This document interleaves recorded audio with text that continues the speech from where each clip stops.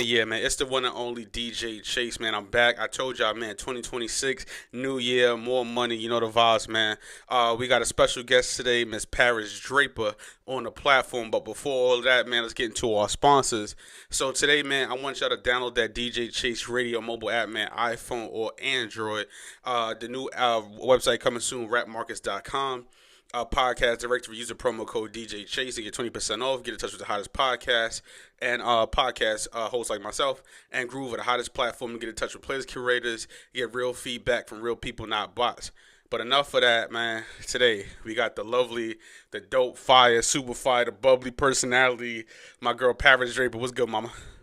Everything is good. How you doing today? I'm good. I'm swell. I'm swell. I'm excited to interview you. I was excited, so I hit your team and was like, no, I got to get on my platform. So I love it. I love it. Let's get it. for sure, for sure. So today I want to kind of get into your background a little bit. I was kind of like following you from bands in 2021. You know what I'm saying? Where you at now, one on one right now.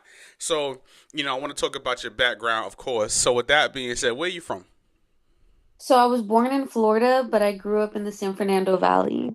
Nice, nice, nice. And how was that growing up in the San Fernando Valley for you? Like, how was that growing up?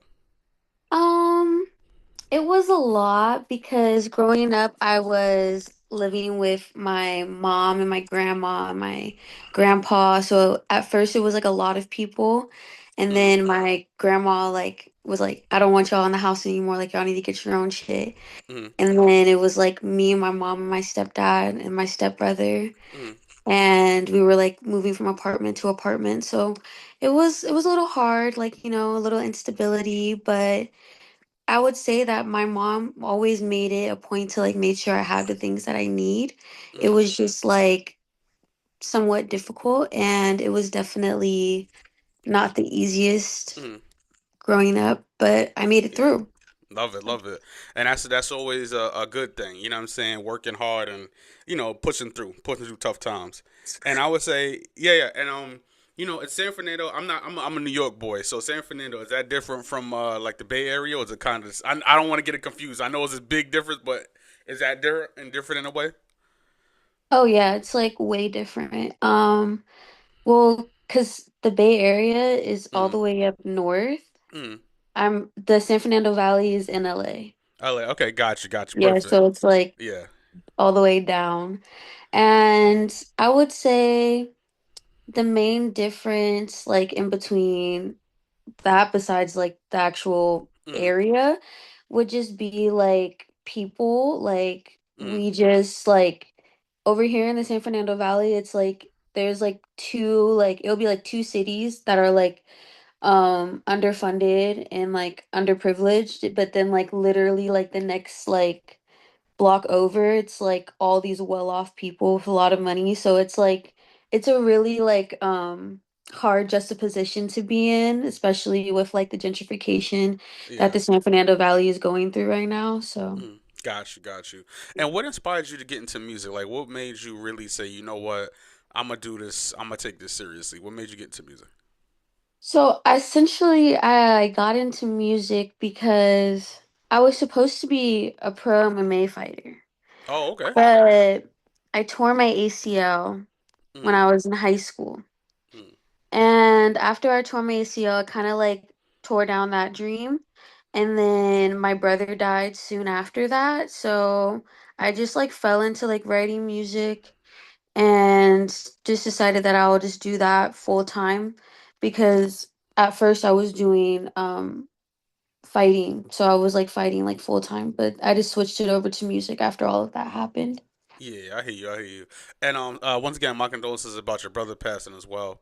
Um, being an MMA fighter, you have to be super duper disciplined. Like I've been doing boxing since last year, and you gotta be really, really. I'm horrible this year. I'm terrible. My trainer be like, don't even show up. But being a fighter, you gotta have strict discipline as far as what you eat, as far as what you watch, consume, content you consume, things like that. Do you apply that MMA discipline to your music career? Oh yeah, 100%. Mm, I've always done music. Like I started singing when I was 3 and I started playing guitar when I was 11. mm, So like I've always done music. yeah. It's just that like I fell in love with fighting. My mom put me in MMA when I was 7, and I was just really good at it. Nice, love it, love it. And who did you listen to growing up? Who inspired you? Like, you know what I'm saying? Because I know the West Coast is way a little. Y'all listen to way different music than we do on the East Coast. Who did you listen to growing up? Well, growing up, I listened to like a lot of metal and rock music. Yeah, love it, Yeah. love it. All right, And so then yeah, all right, it we're gonna go down that rabbit hole for a little bit. so Yeah, yeah, growing up I would listen to like a lot of metal and hard rock, and that switched over into more like I would say like early 2000s like pop rock, like Little Jimmy Eat Biscuits, World. yeah, Little Biscuits and all that Linkin Yeah, Park, like the good all of stuff. that. Yeah, And yeah. then in high school after my brother died, I got into like death metal Mm, and thrash metal. It's just like super calming at the time. yeah, yeah.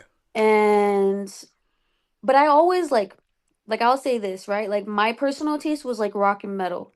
But Mm, like my dad listened to like a lot of rap. So mm, growing up on like listening to rap music, it would be yeah. like Nicki Minaj, Drake, Tupac, Mm, NWA, Biggie, like all mm, of like that like old school, like very yeah. like old school rap. Mm, And then my mom listened to a lot of gospel music and mm. R&B. Love it, love it. Because the reason I ask that too is because you have a unique style, right? And you do both. Like you can tell, like even from like the hyper pop beats you do, or like you know what I'm saying. Like you have so much eclectic sound to your music. Is that on purpose as well too? Because like I said, you're singing on one part of the song, you like melodize and you rap it on the other part. You know what I'm saying? You're doing some different voices, all that like part of your, you're saying your growing sound. Yeah, I would just say that like I don't like music that is basic or monotone in like any way. Mm, And if there is way for you to add depth and texture, then I'm gonna do that. I think also growing up and listening to such different kinds of music, like I've listened to various genres of music, mm, and I just feel like adding different things in different parts in a song really mm, can make it a major difference. mm. So I think that's kind of like how I'm moving when I'm making my music right now. And with like my new project that I'm working on, I'm definitely trying to give more like Limp Bizkit and like Linkin Park vibes. So Love it. I'm really trying to meld like Yeah. my love for rock music with rap as well. So doing everything. Love it, love it. And I want to ask you this, Koi.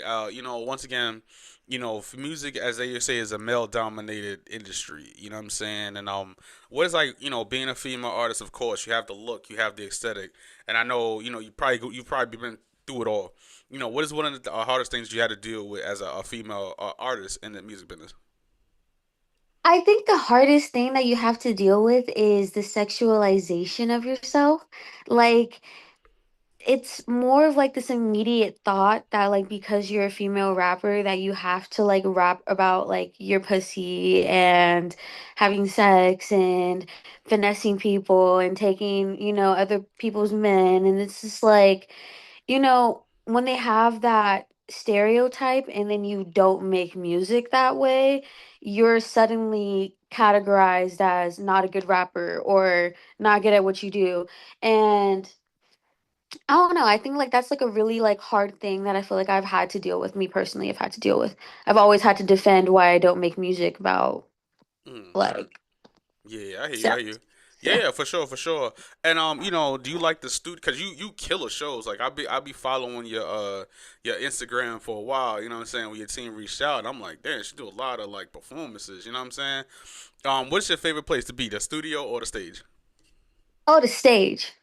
The stage is so much better than the studio. I think the studio has a lot more pressure behind it. I think like when you're in the studio, there's so many times for you to do it over, so many things that you can tweak out that perfectionism in me gets like sparked and turns into like really bad anxiety. Mm, But like on the stage, oh, it's like a one and done. Like because once you get off the stage, like that's it. Like however you Yeah. did on stage is how you did. Yeah, So yeah, yeah, for sure, for sure, for sure. And like I told you, my show is dedicated to music education. And with that being said, how important is it to have a team behind you as well? Because a lot of artists they feel like we're independent, but you still gotta have engineer, a PR person, a publicist, a booking agent, PR, same thing, PR agent, a booking agent. You know what I'm saying? Things like that. How important is it to have a team around you to be successful in the music business? I would say it's a very important part of being successful in the music industry. The main reason that I would say it's important is just because it's a lot. I don't think a lot of people understand that being an independent artist is a lot of pressure and it's a lot of work. Because at the end of the day, you don't have like tw 20, 30 different people keeping everything that you have in line. Like it will literally just be you, maybe a manager, and then the people that you have like that you're in contact with to create your content and stuff like that. So I would say that creating a team and having supportive people around you is definitely A1 important. Love it, love it. And as far as things that you learned in a business, as far as things like that, also too, how important is it for your image? Because you have a really, really great image as well. And a lot of artists, they make great music, but their image just doesn't coincide with their sound. You have it down pat.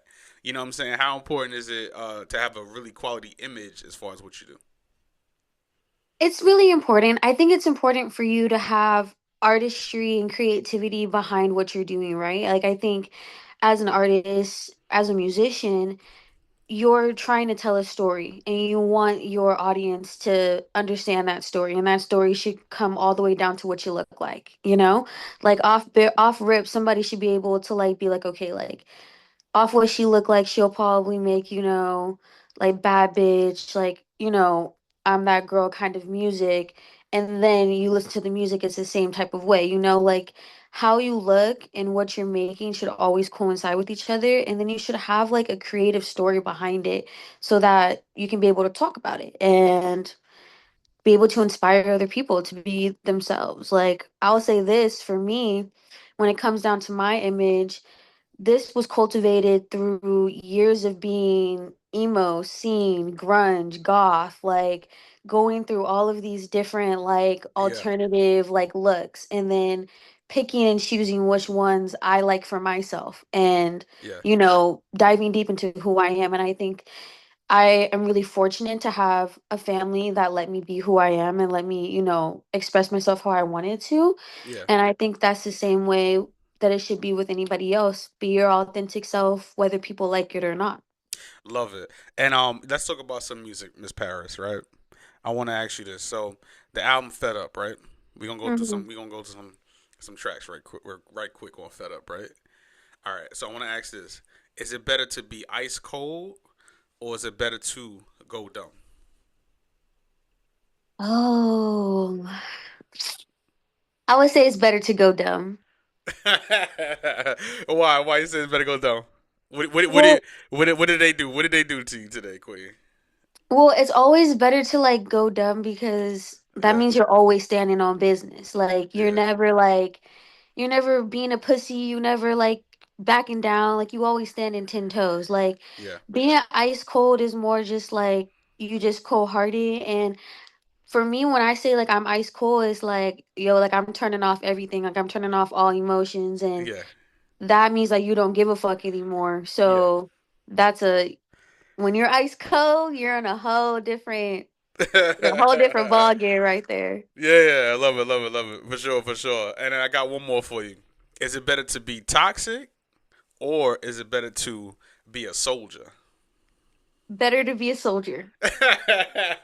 Why is that? Why is that? Oh, it's way better to be a soldier only because you don't want to stay in that toxic cycle. You don't want to continue to always be in chaos and not knowing if you guys are going to fight today or if you're going to be together today or what like you just don't want to be in those type of issues. Yeah, And when you're a soldier, you're standing 10 toes down in what you deserve in a relationship and what you deserve as a human being. And when you decide to be a soldier, you decide that if that means that I have to be alone for however long it is until I find somebody that's like who I want to be with, then that's what I'll do because I'm not going to continue to go down the same cycle. Love it. Now I want to ask before we get out of here, one of one, the single that I got for 2026, right? Hmm. What inspired that? First of all, the sample. I know what is it? The Dead President sample. What made you what inspired that record? One on one, basically, like, I just feel like I was in like this space where I was like, you know what? Like, I don't have anything to prove anymore. Like, I'm not proving nothing to anybody anymore. Yeah. Like, this is who I am. This is the kind of music that I make. This is me and I'm gonna be here for a while. So, bitch, you're just mad that you're not one of one. Love it, love it, love it. And with that being said, is there gonna be? I know you just put the album on Fed Up last year. You gonna do another album this year on the EP? What's going on? I am gonna drop a project this year. I have some songs in the vault that I've been working on with my team, and we're just fine-tuning them. But yes, expect a project by the end of this year.